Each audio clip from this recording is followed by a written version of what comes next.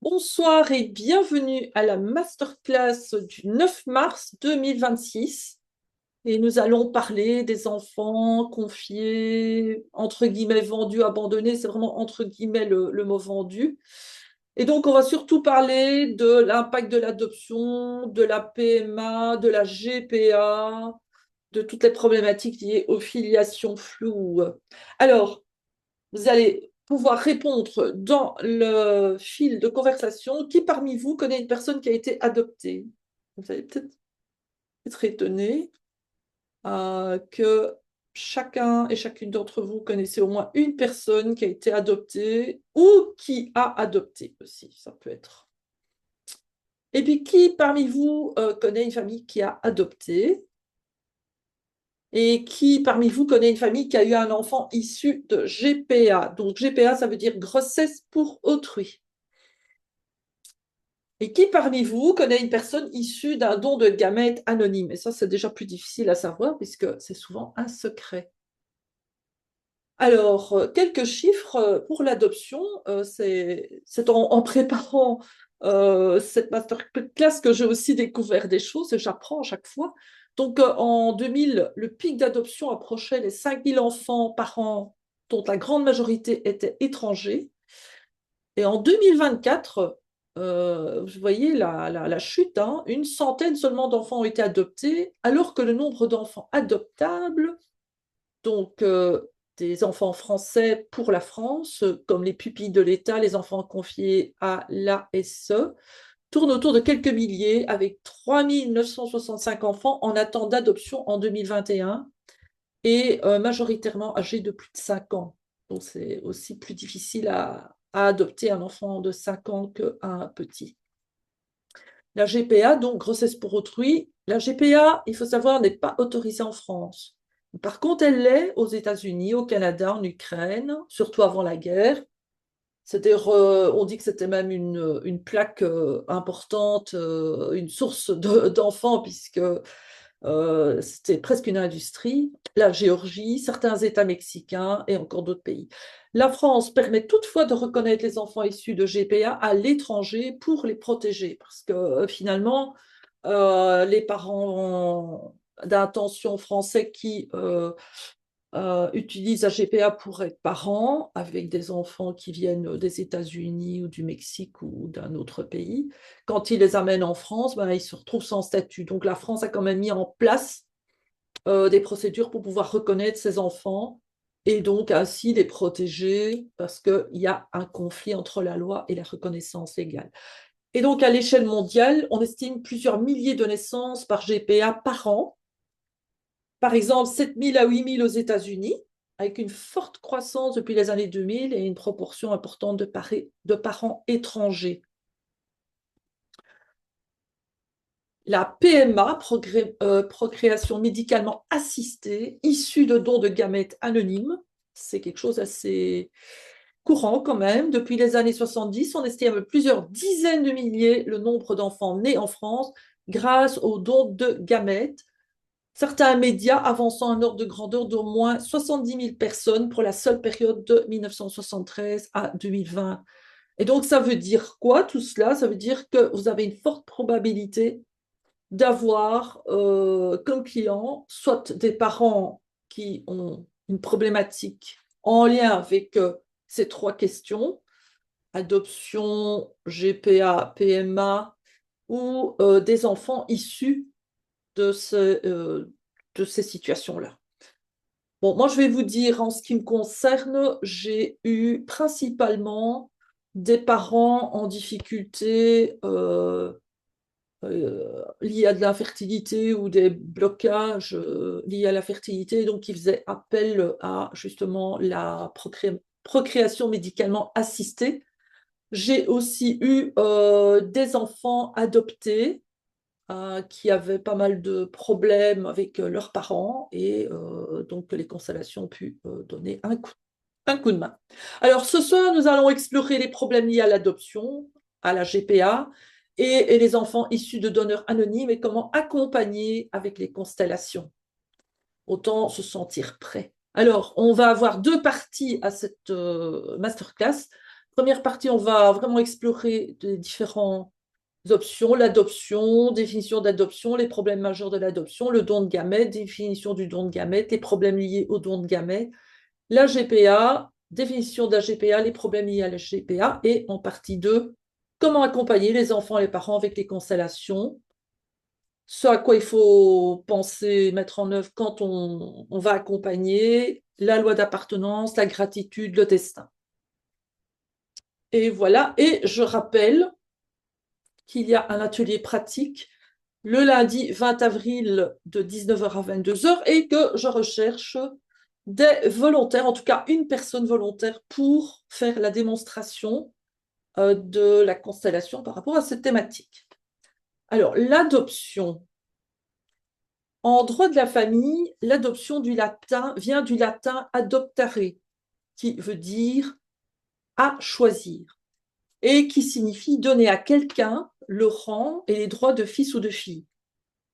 Autrement dit, l'adoption est une institution par laquelle un lien de famille ou de filiation est créé entre l'adopté, généralement un enfant, mais c'est vrai qu'on peut adopter des adultes, les adoptants et ses nouveaux parents qui ne sont pas ses parents de naissance. L'adopté devient l'enfant de l'adoptant, lien de filiation, et obtient donc des droits et des devoirs moraux et patrimoniaux.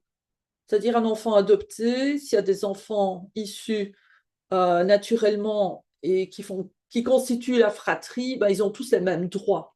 L'enfant adopté n'a pas moins de droits que les enfants issus des parents adoptants. Voilà. Alors, l'adoption internationale a pris une importance croissante depuis la seconde moitié du XXe siècle. Peut-être que ça vous rappelle, moi en tout cas, quand j'étais petite, vu mon type du Sud, ma mère avait tendance à me couper les cheveux un peu à la Mireille Mathieu, et c'était la grande mode d'adopter des enfants de Corée et de Chine, mais surtout de Corée. Et puis après, il y a eu d'autres pays qui ont été vraiment à la mode, et dans les années 70-80, c'était plutôt les Africains. Selon les travaux de Peter Sellman, cette pratique a augmenté de 40% entre 1998 et 2004, année au cours de laquelle les 20 principaux pays d'accueil avaient reçu 45 000 enfants. On observe depuis une tendance baissière, comme je l'ai un peu signalé ici en début. Selon d'autres analyses portant sur les 23 principaux pays d'accueil, elle s'évalue à 35 000 en 2008 et à 29 000 en 2010. Donc, c'est vraiment, ça descend. Face à cette croissance des déplacements d'enfants, la communauté internationale a pris des mesures sans cesse croissantes de réglementation et de normalisation des procédures dans le but de protéger les enfants et de faire obstacle au trafic d'enfants. Et oui, anecdote très pénible, mais j'ai vu des films quand je vivais en Angleterre, j'ai vu quelques films documentaires et des films un peu romancés, mais tirés de la réalité. C'était les filles mères d'Irlande qui accouchaient dans des institutions chrétiennes et les religieuses prenaient les enfants et les faisaient adopter par des familles qui avaient du mal à avoir des enfants. Également, ce qu'ils ont fait en Angleterre et qui a été un énorme scandale, c'est qu'ils ont envoyé des bateaux entiers avec plusieurs milliers d'enfants, parce que quand on envoie un paquebot, on peut avoir plus de 1000 personnes dessus, en Australie pour, on va dire, euh, faire en sorte que la population puisse grandir. Et parfois, ils étaient volés carrément aux parents. Donc, c'est ça le trafic d'enfants. Ça, et puis d'autres options. On reviendra dessus, mais c'est très grave. Donc, quels sont les problèmes majeurs de l'adoption? Du point de vue des parents, mais qu'est-ce qui se passe? C'est que très souvent, les parents adoptifs sont confrontés à des difficultés après l'adoption. C'est-à-dire que l'enfant adopté, eh bien, il n'est pas indemne de son histoire personnelle, de la souffrance d'avoir été abandonner ou confier, parce que c'est pas toujours un abandon, parfois c'est aussi une décision des parents biologiques de confier leur enfant pour qu'il puisse avoir accès à une meilleure vie. Mais l'enfant, lui, le vit comme un abandon. Il le vit comme un abandon de la part de ses parents, mais aussi parfois il est coupé de sa fratrie. Donc il y a plusieurs abandons qui se superposent. Et également, il arrive avec tout son bagage, on va dire, historique, généalogique, psychogénéalogique, et qui peut être très éloigné de la famille qui l'accueille. Donc, ça va créer beaucoup de problèmes. Et également, il y a des loyautés aux parents génétiques qui restent actifs si on ne prend pas soin de certaines choses que nous allons voir par après. Alors, également, ça c'est un énorme problème, c'est un décalage entre l'enfant rêvé, fantasmé, et la réalité d'un enfant qui, comme je viens de le dire, elle est déjà marquée par son histoire, qui est parfois plus âgée, hein, comme on a vu, c'est des enfants à adopter jusqu'à environ 5 ans, même parfois plus. Et parfois aussi, ces enfants ont été sous-alimentés, maltraités, battus, négligés, et ils peuvent porter des problèmes, des troubles, ou même ils peuvent être handicapés, et c'est pas évident d'adopter, déjà d'avoir un enfant soit handicapé, mais en plus si on adopte. Et donc il y a parfois une idée de générosité, et puis il y a la réalité. Puis, un autre élément qui est important, c'est la difficulté à créer le lien d'attachement et de se sentir un peu perdu face aux attentes de l'enfant, parce qu'il y a les attentes des parents et puis il y a les attentes de l'enfant. Et aussi, il faut savoir que l'enfant, même s'il attend de ses parents adoptifs certaines choses, il va mettre en place des comportements pour saboter ce qu'il reçoit de bon, de positif de ses parents adoptifs. Parce que s'il devait accepter les cadeaux de ses parents adoptifs, c'est comme s'il trahissait ses parents génétiques. Et donc, ça va avoir des incidences dans la relation de couple, au sein de la famille. S'il y a des autres enfants, ça va aussi avoir un impact. Et donc, c'est assez complexe. Alors, du point de vue des enfants, comme je disais, ils ont un sentiment de perte, d'abandon, parfois même l'impression qu'ils ont, pas qu'ils ont été abandonnés, mais qu'eux-mêmes ont abandonné leurs propres parents. Ça peut paraître paradoxal, mais ça peut aller jusque-là. Et puis, il y a cette loyauté qui va être tiraillée entre la famille d'origine et la famille adoptive. Et tout cela, bien sûr, va avoir un impact sur l'identité, et c'est surtout à l'adolescence que ça va se marquer. Il faut savoir que aussi, parfois, les enfants sont adoptés vers l'âge d'un an ou deux, et ils ont créé des liens, parfois à l'orphelinat, ils ont appris la sonorité toute d'une autre langue, des chansons, etc. Puis ils arrivent dans un environnement totalement différent. C'est pour ça que j'ai mis d'ailleurs Amérique latine et Europe. Et vraiment, c'est des univers totalement différents, et climats différents, etc. Donc, il y a énormément d'éléments stressants auxquels le petit doit s'adapter. Alors, les difficultés scolaires pour l'enfant, c'est pas évident parce que il sait bien que on attend de lui certaines choses, et il n'y arrive pas, et c'est pas toujours de sa faute. Il n'arrive pas à se concentrer, il est anxieux, il a du mal à dormir, voilà, et l'école ne comprend pas toujours ses difficultés, ses particularités. Et donc, l'enseignement, en fait, il est stéréotypé et il est adapté à des enfants européens issus de familles, en tout cas, il y a une vingtaine d'années, on va dire, ou une trentaine d'années, issus d'une famille plus ou moins classique, papa, maman, et puis, ce n'est pas le cas pour ces enfants-là. Donc, c'est très difficile. Donc, ça, c'était pour l'adoption. Maintenant, il y a le don de gamètes. de gamètes qui s'est ajouté à la panoplie des possibilités d'avoir un enfant. Alors, le don de gamètes est l'apport fait à un couple par un tiers de ses propres gamètes, de telle sorte que grâce à ces gamètes données, soit conçu un enfant pour ce couple. Alors, c'est quoi des gamètes? Les gamètes, c'est intéressant parce que ça, je ne savais pas. Le mot gamète a été inventé à partir des noms gamétès et gamétis, qui en grec ancien désignent respectivement l'époux et l'épouse. J'ai trouvé ça vraiment impressionnant. Les gamètes sont donc des cellules haploïdes, c'est-à-dire qu'elles contiennent une collection complète de 23 chromosomes en un seul exemplaire. Donc, ils ont besoin, donc le gamète femelle a besoin du gamète mâle pour faire en sorte que la cellule est complète. Voilà, et puisse se diviser et donner un être humain. Alors, Excuse-moi, qu'est-ce que... Oriane, Oui. juste, est-ce qu'il y a un support? Parce qu'il y a personne qui voit de support et c'est un peu. Tu as un support visuel? Oh, zut, heureusement vous me le dites. Désolée, le temps que je comprenne que c'était pas que Oh, moi. Pas de problème. Ça rendra plus pardon. facile à Et suivre. oh là là, j'ai oublié de partager. T'inquiète. Euh, ah oui, mais c'est très embêtant pour moi. Ouais. Parce que comme j'enregistre, il faut qu'il y ait Ah, Oh, et mes étudiantes qui ne m'ont rien dit. Enfin, c'est pas très grave. Voilà, donc vous n'avez rien vu de très très spécial, mais ça va commencer. Donc, quels sont les problèmes majeurs du don anonyme de gamètes?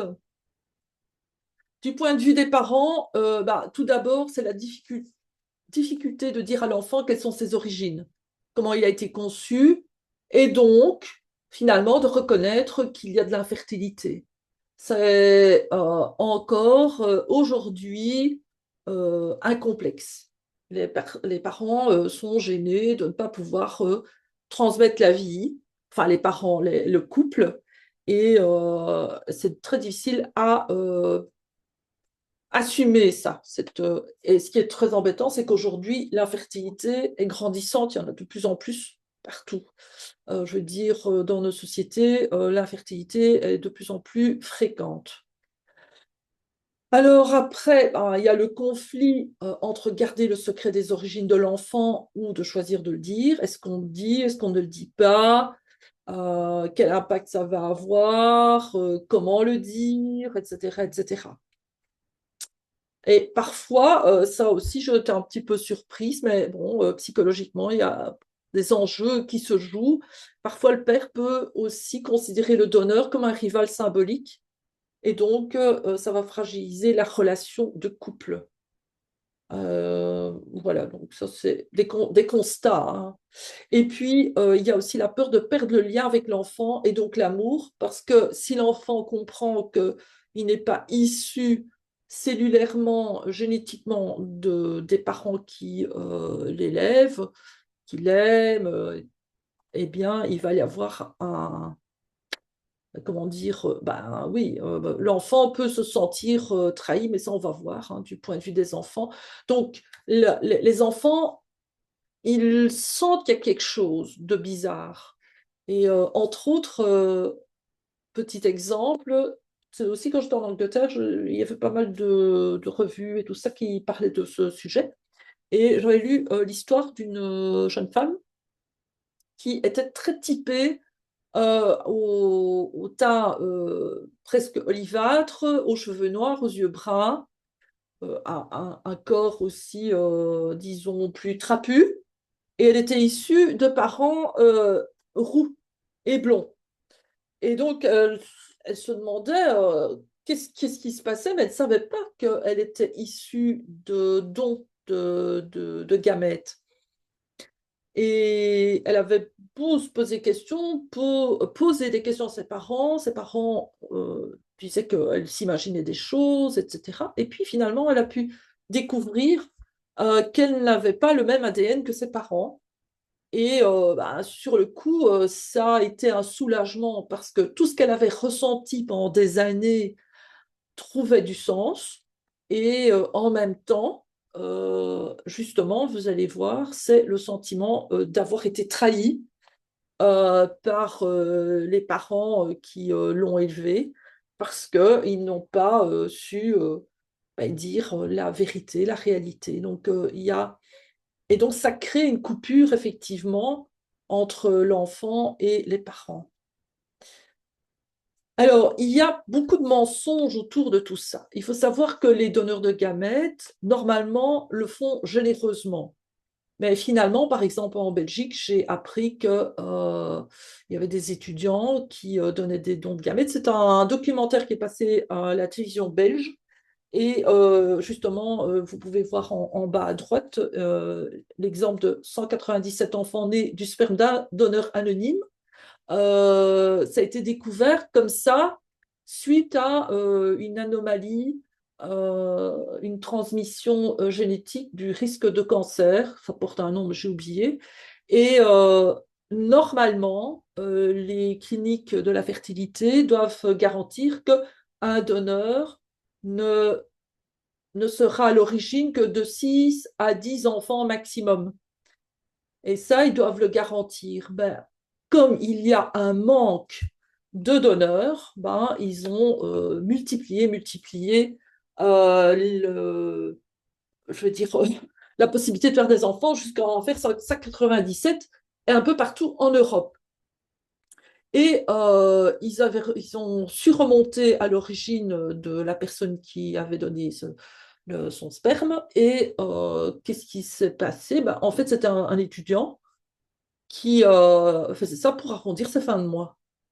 Donc, il devait gagner plus ou moins 70 à 80 euros par don.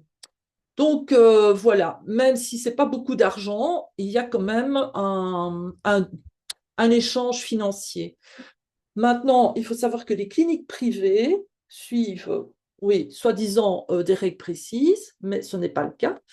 Et voilà, les cliniques privées vont donner des indemnités, mais ce ne sont jamais des indemnités très élevées. Par contre, vous allez voir par après qu'ils ne se gênent pas pour vendre à des prix très élevés les paillettes. Alors, on va aller plus en détail.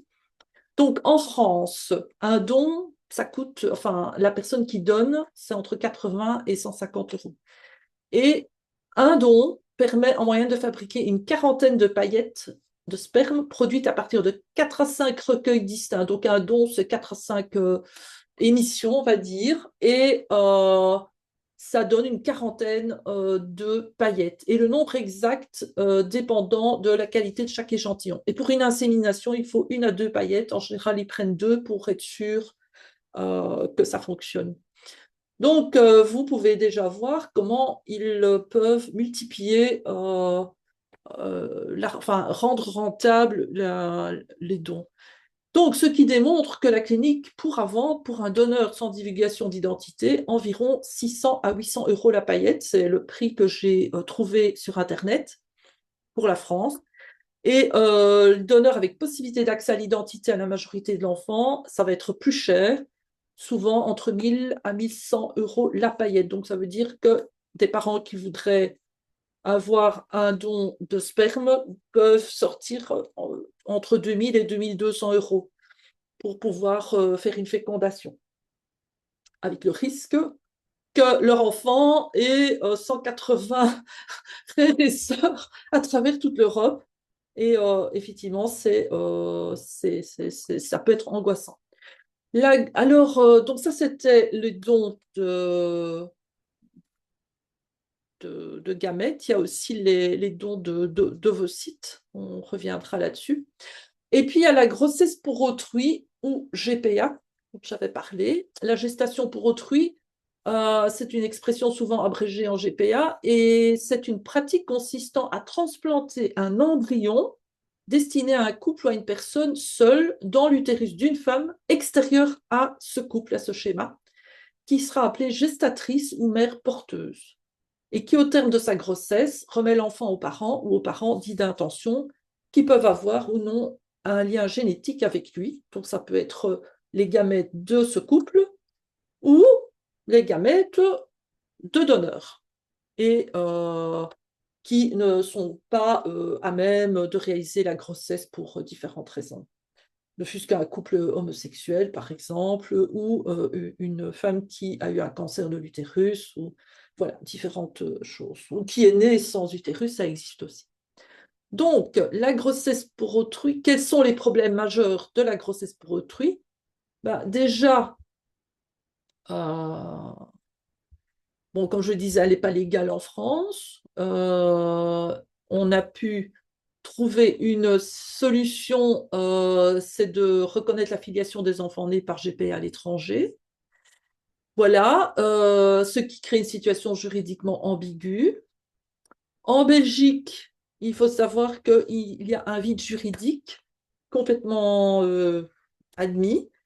Et donc, la pratique peut être altruiste et non commerciale, mais aussi elle peut être payante et elle est possible via certains centres hospitaliers comme à Liège, Bruxelles, Gand. Elle nécessite des indications médicales, un accord du comité d'éthique et l'adoption de l'enfant par la mère d'intention. Donc, vous voyez, il y a toute une procédure. Ça, je pense que je l'ai déjà mis. OK, hop. Voilà. Et ce que je n'ai pas mis, j'aurais pu le mettre, il y a aussi un problème éthique. C'est que très souvent, si je reviens à ma photo d'avant, ici, bah, vous voyez hein, le Mexique, souvent, hein, c'est des Mexicaines ou bien des femmes des États-Unis. Il faut savoir que c'est un pays très pauvre, hein, les États-Unis, même si on garde une image du rêve américain, il y a beaucoup de pauvreté. Et donc, il faut savoir que c'est souvent des classes dominantes, bourgeoises, ayant des moyens financiers, parce qu'il faut pouvoir se permettre de faire ça, de faire porter son enfant par une personne extérieure. Il faut avoir les moyens de payer les avions, le suivi médical. Il y a des contrats qui sont passés entre les parents d'intention et la mère porteuse. Et c'est très, très exigeant. Ça, je n'ai pas fait tout un détail de ça, mais c'est important de le savoir.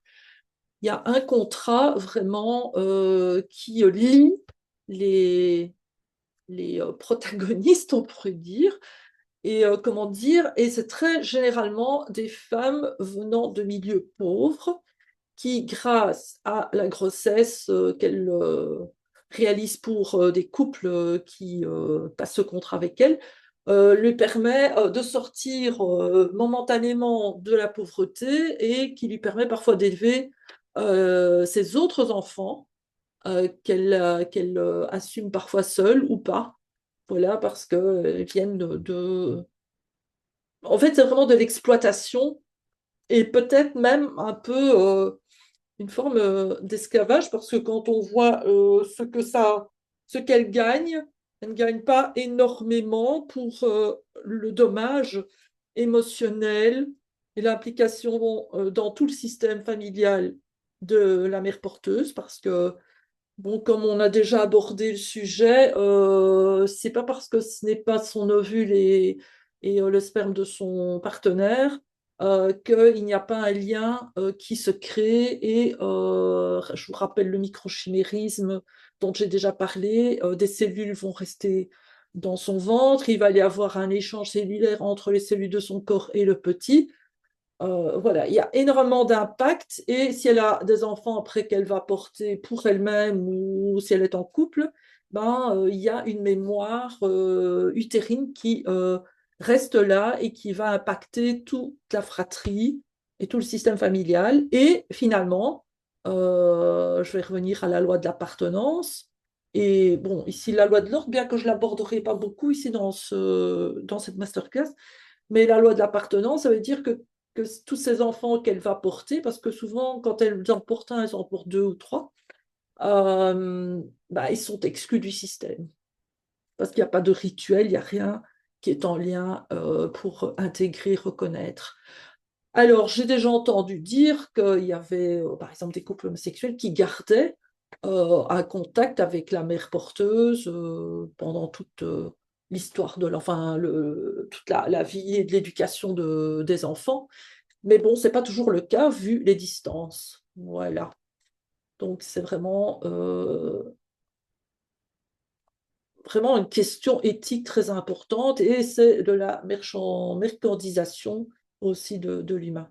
Donc là, c'est marrant, j'ai mis 2 fois la même dia, mais bon, ça arrive. Alors, bah, il y a des difficultés pour les parents, hein, la sécurité, est-ce que la mère va respecter le contrat? Est-ce qu'elle est en bonne santé? Est-ce qu'elle a des maladies euh, transmissibles? Est-ce qu'elle prend de la drogue? Etc., etc. Voilà. Parfois même, ils demandent est-ce qu'elle n'ait aucune relation sexuelle pendant la période de grossesse. Enfin, il y a vraiment des exigences très, très fortes. Donc, je vous invite à vous renseigner. Il y a le coût, ça peut coûter jusqu'à 100 000 euros pour avoir un enfant comme ça. Et puis, il y a aussi le problème de l'enfant idéalisé et objectifié, hein. Donc, on est vraiment dans l'objectification de l'individu. C'est un gros souci. Et pour les enfants, bah, de nouveau, question identitaire complexe, qui est sa vraie mère, combien de mères a-t-il? Et comment vit-il l'arrachement à la mère porteuse? Parce que moi, je parle de loyauté à la mère porteuse, comme vous pouvez le voir, mais ça peut aller bien plus loin que ça. Il y a une relation qui s'est établie pendant les 9 mois de grossesse, même si génétiquement ce n'est pas l'enfant de cette femme, bah, il y a un lien qui s'est construit et comment dire, cette femme lui a permis bah, d'être en vie. Donc il y a vraiment, il y a même une dette de vie. Il y a des liens inconscients avec la fratrie portée par la mère porteuse. Et il y a une absence de lien avec la mère génétique, même si elle vient rendre visite et qu'elle pose ses mains sur le ventre et que ci et que là, il n'y a pas un lien fort. Parce qu'il faut savoir que même quand l'accouchement a lieu, il y a une transmission d'informations incroyable, surtout s'il vient par les voies naturelles.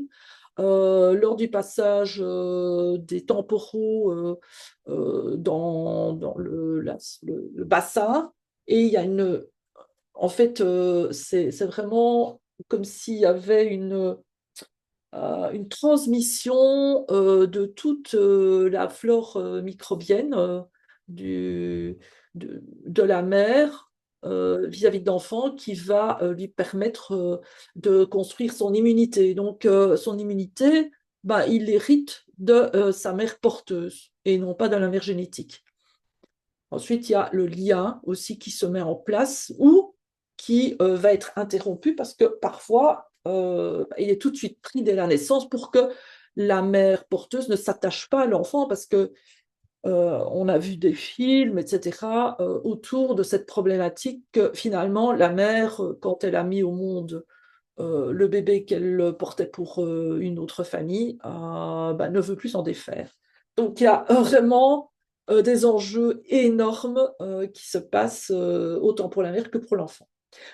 Voilà, donc au point de vue éthique, c'est ce que je disais tout à l'heure, la GPA soulève entre autres 2 questions importantes, l'exploitation des femmes et la marchandisation du corps et de l'enfant. Voilà, après, le but de cette masterclass, c'est de ne pas explorer tout ça en détail, mais moi, je vous invite à vous informer parce qu'au plus vous êtes informé, au mieux vous pourrez accompagner les personnes. Il faut savoir aussi que des entreprises s'enrichissent en vendant cher les gamètes qu'elles ont achetés bon marché, hein, comme j'ai pu vous le montrer. Et ça, j'ai déjà dit, marchandisation. Donc, c'est vraiment un gros souci, c'est qu'on est dans une époque de l'histoire où l'être vivant, l'être humain est de plus en plus objectifié. Et donc, si ça devient un objet, eh bien, il devient consommable. Et ça, c'est un gros, gros souci pour notre société. Et on n'a qu'à voir les lois qui passent, comme l'euthanasie. Bah, c'est pas que je suis pour ou contre l'euthanasie, mais on en arrive à des extrêmes où là, en ce qui me concerne, ça c'est mon opinion et à vous de faire la vôtre. Ben, je me dis, c'est un petit peu étonnant de dire que quand une personne n'est plus utile à la société, donc c'est un objet, c'est un outil. D'ailleurs, dans le mot utile, il y a le mot outil dedans. Et bien, quand elle est plus utile, que ça devient un coût pour la société, ben, on lui propose d'avoir une mort digne. Voilà, bon, après, ça, c'est à vous de faire votre opinion. Bon, là, vous avez entendu la mienne et c'est OK comme ça. Voilà, voilà. Alors, je reviens ici. Que se passe-t-il dans une famille qui adopte? Donc ici, ben voilà, on a un couple qui adopte un petit garçon, il s'appelle Georges. Donc ceux qui ont déjà suivi d'autres masterclass ont peut-être reconnu l'image, mais bon, c'est toujours les mêmes principes. Et ils peuvent ignorer les parents biologiques. Alors j'ai un exemple. J'ai accompagné une dame au Maroc qui avait beaucoup de problèmes des tensions très fortes avec sa fille adoptive. Donc sa fille de 10 ans, 10, 11 ans, savait qu'elle avait été adoptée. Et il faut savoir qu'au Maroc, avoir un enfant en dehors des liens du mariage, c'est une vraie catastrophe. Et il faut savoir que les enfants issus, euh, voilà, issus en dehors d'un mariage n'ont pas le droit d'être reconnus, ni par la mère, ni par personne.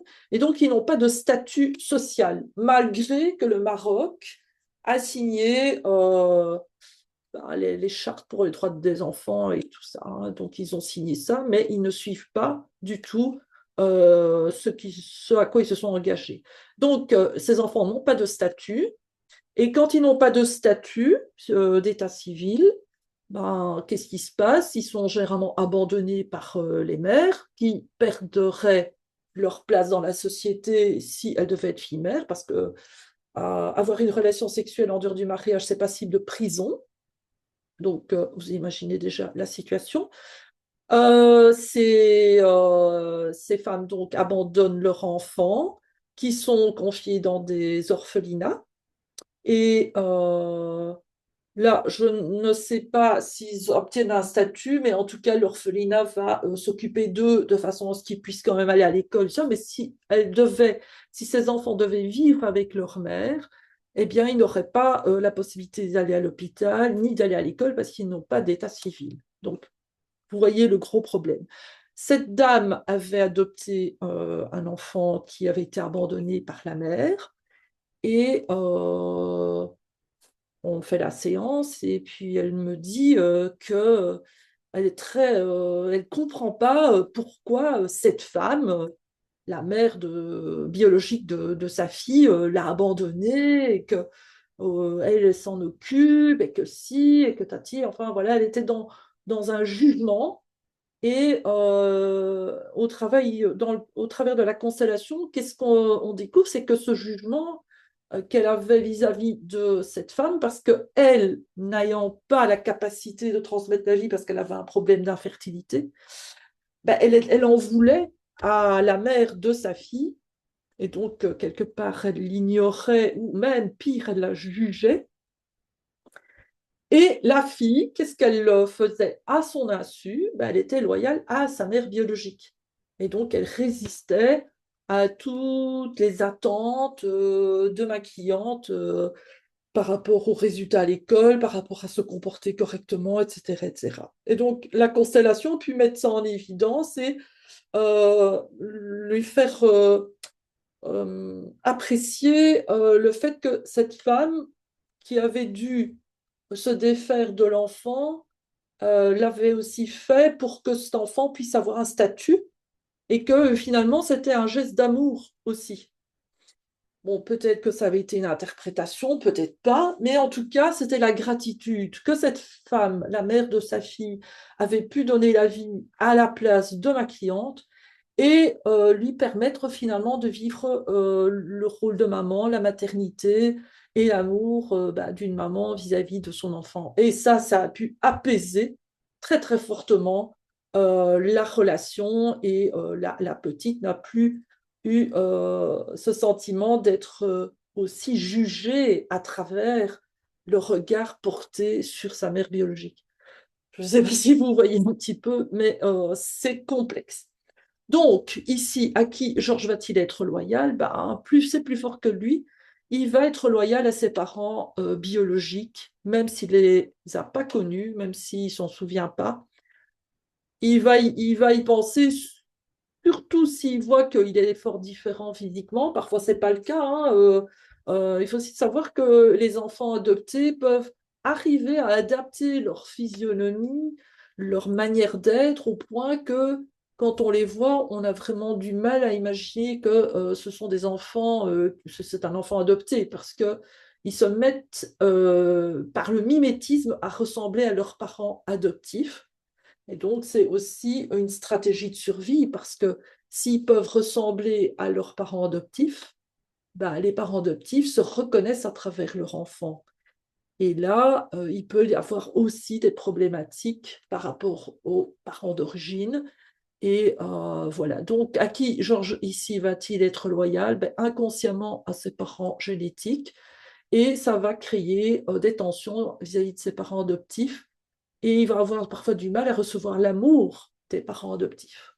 Et il va parfois idéaliser, ça vous avez certainement déjà entendu, idéaliser ses parents génétiques, alors que c'était peut-être pas, c'était peut-être des bandits ou des personnes qui l'auraient maltraité, ou c'est pas toujours tout rose et tout beau. Alors, que se passe-t-il quand un couple choisit d'avoir un enfant par GPA, par grossesse pour autrui? Ben oui, ils vont choisir une maman qui va porter le bébé qui est soit issu de leur gamète, soit issu de dons de gamètes. Et voilà, il y a une souffrance, hein, chez, peut-être pas toujours, mais en tout cas, il y en a une quelque part. Il va y avoir un échange d'argent. Les parents d'attention vont payer beaucoup d'argent à l'entreprise privée, moins à une association 1901, une ASBL. En Belgique, on appelle ça des ASBL. Et la mère porteuse va recevoir aussi de quoi compenser sa perte, mais c'est impossible de compenser cette perte. Alors, qu'en est-il des donneurs de gamètes? Donc, il y a des donneuses, hein. Il faut savoir que les femmes donnent aussi leurs ovocytes. Et il y a un manque cruel de donneuses. En France, en 2024, il y avait seulement 929 donneuses pour 2770 demandes. Donc, ici, voir article dans Le Monde, ça explique justement cette situation, et que finalement, les personnes vont à l'étranger, en général au Danemark. Il y a d'autres pays, en Italie, à Chypre aussi, où ils peuvent acheter même en ligne des ovocytes et des paillettes de sperme. Voilà, c'est un commerce, comme je le disais, c'est très très important, hein, cette notion de commerce, et ça complexifie aussi le système de l'enfant, parce que mettons que c'est un couple de femmes qui décide d'avoir de faire appel à une donneuse, ou un couple d'hommes, hein, de gamètes, une mère porteuse, tout ça, ça va augmenter, et même l'institution, l'entreprise, l'association qui s'occupe du transfert fait partie du système. En fait, ils ont contribué à l'apparition de la vie. Ben, même le médecin, les infirmières, etc. J'ai déjà eu l'occasion de faire des grandes constellations avec tout cet ensemble de personnes, et c'est assez impressionnant. Alors, il y a les donneurs, et il faut savoir qu'en France, on comptait 676 donneurs en 2023 pour 15 000 demandes. Et là, c'est un article sur TF1, un petit reportage qui explique ça, et que c'est vraiment un gros problème. Donc, ça crée la loi de l'offre et la demande, et donc un commerce du vivant. Et ce qui est très important de savoir, c'est que chaque personne ayant participé à la création de l'enfant doit être vue, reconnue et incluse. Voilà. Alors, le défi, c'est d'accompagner en ayant certaines opinions, hein. Par exemple, comme moi, je ne suis pas pour ce genre de choses. Mais finalement, ça ne me dérange absolument pas d'accompagner des personnes qui sont confrontées à cette situation. Pourquoi? Pourquoi? Ben parce que notre société est arrivée à un point où on peut permettre de satisfaire les envies, les désirs des hommes et des femmes qui veulent avoir des enfants. On a tout mis en œuvre, tout a été créé. Et donc, qu'est-ce qu'on peut reprocher aux parents de faire ces démarches? Bah, moi, je dirais rien. On n'a rien à leur reprocher ni à les juger. Puisque c'est possible, eh bien, c'est important de pouvoir les accompagner sans les critiquer, sans les juger, avec beaucoup de compassion, parce que finalement, on leur a vendu du rêve et ils sont confrontés à beaucoup de problèmes. Et donc, notre rôle en tant que consolateur et consolatrice, c'est de pouvoir vraiment accompagner avec compassion tant les parents que les enfants qui sont issus d'adoption, de GPA, de dons anonymes, de gamètes, etc., etc. C'est vraiment très important. Voilà. Et donc, les deux options possibles, c'est que soit on a des parents qui viennent à nous, ou soit les enfants issus de ces processus, ou parfois les deux.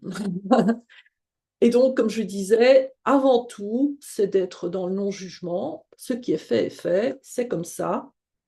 Ne pas prendre parti pour ou contre, valider le positif de chaque situation, soutenir la résilience en réhabilitant la loi d'appartenance, je vais revenir dessus, favoriser la gratitude et la reconnaissance, et favoriser aussi l'acceptation du destin particulier de chaque personne.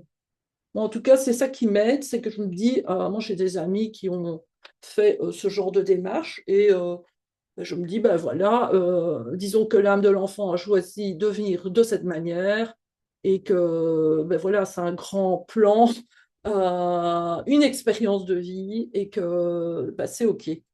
C'est OK, c'est pas pour ça que je vais les critiquer. Mais dans l'absolu, je pense que c'est beaucoup trop compliqué pour nous, en tant qu'êtres humains, de jouer avec ce côté d'objectifier l'individu. Alors, la loi de l'appartenance, pour moi, c'est la loi majeure ici, la loi la plus importante qui intervient dans tous ces rapports. C'est que nous devons réinclure toutes les personnes qui ont contribué à ce que la vie puisse se développer, comme je le disais précédemment. Alors, pour les parents, c'est de reconnaître les parents biologiques. Et donc, c'est de, par exemple, en constellation, on peut représenter les parents adoptifs, les parents biologiques, l'enfant si c'est le client, ou voilà, l'enfant si les clients c'est un des parents adoptifs. Et c'est de faire dire, vous êtes les parents biologiques de prénom, ben, le prénom, je ne sais pas moi, de Georges par exemple, je vous vois, nous vous voyons, voilà, et nous sommes les parents nourriciers. J'aime bien utiliser le mot nourricier parce que c'est ce que font les parents adoptifs. Ils apportent la nourriture matérielle, émotionnelle, intellectuelle, pour que l'enfant puisse grandir et devenir un adulte. Voilà, ils sont nourriciers. Pour la personne adoptée ou issue de dons de gamètes, c'est plus ou moins la même chose finalement. C'est de permettre à cette personne de reconnaître aussi qu'ils ont des parents nourriciers, adoptifs et des parents biologiques et de pouvoir quelque part les voir à travers les représentants. Et si c'est une mère porteuse, ben, on peut dire tu es mon père adoptif, tu es ma mère adoptive, tu es mon père biologique, tu es ma mère biologique pour les donneurs, tu es ma mère qui m'a porté et mis au monde, je te vois, je vous vois. Voilà, on va travailler de cette manière. Et on peut ajouter d'autres phrases, mais ça, c'est vraiment les phrases de fond, les fameuses phrases libératrices. Alors, ça, c'est un élément très important, c'est la gratitude envers le ou les donneurs, ou dit les parents biologiques, c'est de les remercier d'avoir permis de vivre l'expérience d'être parent. Donc, en constellation, on représente le ou les donneurs, soit un, soit deux, et on fait dire ça aux parents biologiques, autant aussi à l'enfant. Merci de m'avoir transmis la vie pour les enfants et pour les parents. Merci de nous avoir permis de vivre l'expérience d'être parents. Merci de nous avoir confié votre enfant, aussi ça peut être. Merci d'avoir pris soin de la vie de celui ou celle que nous avons conçu, vers les parents adoptifs ou nourriciers. C'est ce que peuvent dire les parents biologiques. Merci d'avoir pris soin de la vie de cet être que nous avons conçu. vers la mère porteuse. Merci d'avoir permis à, mettons si c'est Georges, de venir au monde, ou à Alice, ou Zoé, ou que sais-je. Merci d'avoir permis à X, Y de venir au monde, d'avoir quelque part accueilli la vie dans son utérus, dans son corps, parce qu'il y a aussi un danger, hein, c'est un risque. Donc voilà, il y a une gratitude qui doit être manifestée, que ce n'est pas juste un contrat financier, très important. Voilà, pour la personne adoptée, de nouveau la gratitude vers le ou les donneurs, aux parents biologiques, merci de m'avoir transmis la vie. Vers les parents adoptifs ou nourriciers, merci d'avoir pris soin de ma vie. Vers la mère porteuse, merci de m'avoir permis de venir au monde. Voilà, voilà. Alors, le destin, je crois que c'est encore un autre aspect qui est très important. Et pour cela, on demande aux représentants du client qui consulte ou carrément au client, si c'est l'enfant par exemple, de s'incliner devant un représentant du destin. Donc moi ici, comme je ne voulais pas mettre une personne, j'ai mis la roue astrologique parce que finalement c'est un petit peu comme inéluctable, les planètes ont leur parabole, leur parcours, et chaque individu sur Terre a son destin, et c'est de pouvoir accepter son destin. C'est mon destin que d'être issu d'une mère porteuse, que d'être issu de dons de gamètes. C'est mon destin que d'avoir été adopté. Voilà, c'est mon destin. Et voilà, après, il y en a qui n'acceptent pas. Et donc, on peut faire dire, même si je n'accepte pas mon destin, c'est mon destin. Ça peut être une phrase. Même si je n'accepte pas mon destin, que je n'aime pas mon destin, c'est mon destin. Et ça va aider à progressivement accepter que c'était comme ça et que voilà, on ne peut rien faire d'autre. Ça s'est passé de cette façon. Pour les parents, même chose. C'est notre destin pour les parents génétiques, représenter les parents, enfin la mère porteuse ou les parents adoptifs, ben, c'est notre destin que d'avoir accueilli la vie de cette manière-là. Voilà. Et, euh, et ici, le lien interrompu à la mère, ben, c'est tout un travail qui peut être fait quand on a la mère porteuse, hein, ou la mère en tout cas qui a mis au monde physiquement l'enfant. Euh, on peut faire un travail en mise en représentation, mais c'est un processus un peu particulier parce que c'est plus tout à fait une constellation, mais ça va être un travail plus, comment est-ce qu'on pourrait dire, comme du rebirth, comme du travail énergétique, voilà. Donc ce sont des autres approches, et moi souvent ce que je recommande, c'est d'aller chez une personne qui est spécialisée là-dedans, d'accompagner à reconnecter avec la mère qui a donné la vie. Et voilà, mais ce lien interrompu est très important parce que, comment dire, le lien interrompu, quand ce lien a été interrompu, ben, qu'est-ce qui se passe? Il y a une difficulté à se reconnaître. La personne l'enfant ne reconnaît pas sa mère, la mère ne reconnaît pas son enfant, et donc le lien ne se fait pas bien ou ne se fait pas du tout. Et ils sont comme des étrangers l'un vis-à-vis de l'autre. Et je suis quasiment certaine que tous ces enfants qui ont été portés par une mère porteuse et qui sont remis à des couples de parents d'intention, hein, donc que ce soit des couples homosexuels ou hétérosexuels, eh bien, ce lien ne se fait pas. Et donc, il peut y avoir de l'amitié, etc., mais il y a quelque chose qui fait que ça passe pas. Parce qu'ils ne se reconnaissent pas. Et ce lien, il se crée au moment de la sortie, de l'expulsion, et aussi au moment où l'enfant est pris sur, sur la poitrine, sur le ventre, et au moment où il se connecte les yeux dans les yeux, même s'il ne voit pas bien, bah, il y a quelque chose qui se passe, et aussi au moment de l'allaitement. Donc, toutes ces étapes, si elles sont interrompues, eh bien, ça va amener l'enfant à être isolé, mais la mère aussi se sent isolée. Donc, si c'est une mère d'adoption, d'intention, ben, elle n'arrive pas à établir ce lien fort qu'il y a entre un enfant et la mère. Voilà, voilà. Alors, je rappelle que je cherche toujours une personne qui serait prête à venir, donc sans payer, hein, c'est vraiment, euh, comment dire, une personne volontaire pour venir faire cette démonstration. Ça dure 1 heure. Et après, avec les apprentis constellateurs, on travaille 2 heures sur le thème. Mais la première heure, c'est une démo à ce sujet. Et s'il n'y a personne, mais on trouve toujours des solutions. Alors, ce n'était pas le 16 mars, là j'ai oublié de changer la date, c'est toujours la même chose. 20 avril, j'ai cet atelier pratique qui consiste en une démo et une mise en pratique. Oui, ça je viens de le dire.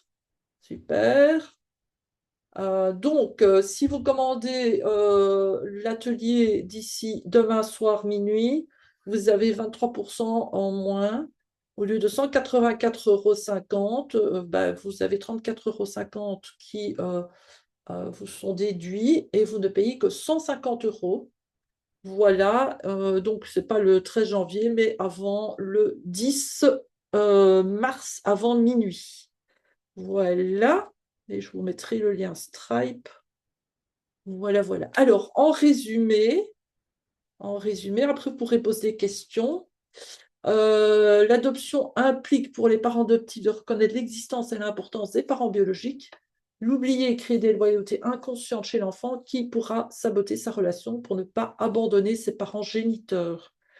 Les dons de gamètes impliquent aussi la reconnaissance. Les donneurs ont contribué à transmettre la vie et leur ADN vit dans l'enfant. Tant qu'ils ne sont pas reconnus, il y a une dette et des loyautés qui vont agir. Et la GPA implique aussi la reconnaissance et demande de reconnaître l'appartenance. Voilà, voilà un court résumé. Et pour une fois, j'ai mis juste 1 heure. Super, je suis contente de moi. Donc, place aux questions. Vous pouvez, voilà, je vais arrêter l'enregistrement.